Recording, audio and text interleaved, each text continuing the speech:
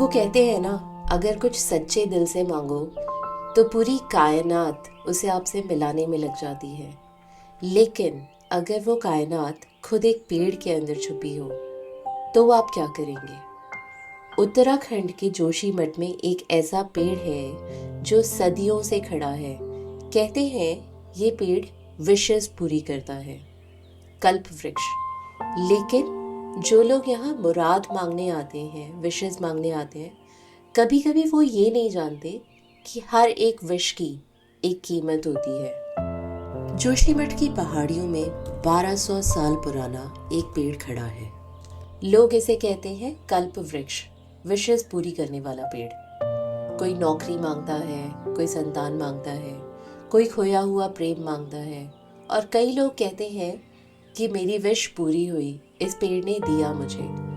यहाँ रात भर जागरण होता है, ध्यान लगाया जाता है, और हर साल हजारों डिवोटीज सिर्फ एक उम्मीद के साथ यहाँ आते हैं कि ये पेड़ सुनता है और देता है।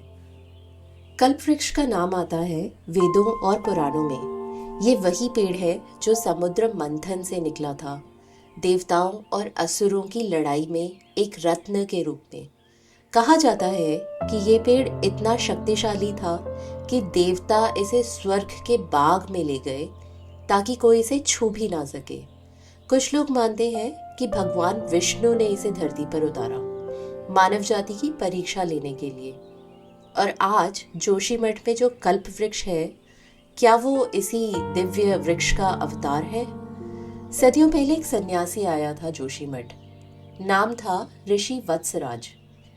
40 दिनों तक उसने पेड़ के नीचे बैठकर ध्यान लगाया। ना खाना, ना पीना, ना कोई इच्छा, सिर्फ एक प्रार्थना थी, मेरे भीतर की हिंसा शांत हो जाए। 41st डे पर जब उनकी आंखें खुली तो उनका चेहरा बदल चुका था। वो रो रहे थे लेकिन मुस्कुरा भी रहे थे। वो कहते थे कि कल्प वृक्ष विशेष पूरी करता है, लेकिन पहले वो तुम्हें खुद से मिलवाता है। तय करना है तुम्हें, क्या तुम सच में तैयार हो वो पाने के लिए जो मांग रहे हो। कुछ डिवोटीज कहते हैं कि हमने मांगा और हमें मिल गया, लेकिन साइंटिस्ट्स का मानना है कि ये सिर्फ एक प्लेसिबो इफेक्ट हो सकता है। मन अगर सच्चा विश्वास करे तो चमत्कार वैसे भी हो सकता है। तो क्या कल्प वृक्ष कोई डिवाइन पावर है या फिर इंसान की आस्था का प्रतीक?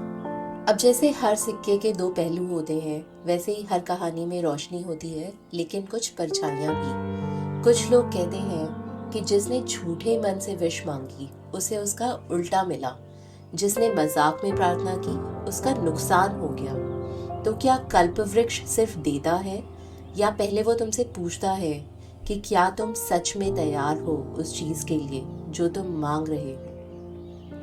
अगर आपको मौका मिले इस पेड़ के नीचे बैठने का, तो आप क्या मांगेंगे? क्या आप तैयार हैं उस विश की कीमत चुकाने के लिए? कमेंट में बताइए कि आपकी कोई सच्ची विश क्या है। और ऐसे ही और रहस्यों के लिए और सीक्रेट्स के लिए मिडनाइट क्रॉनिकल्स को सब्सक्राइब करना मत भूलिए और इस वीडियो को लाइक करना मत भूलिए। मैं निशा फिर मिलूंगी आपसे मिडनाइट क्रॉनिकल्स में एक नई कहानी के साथ। ध्यान रखिए, खुश रहिए।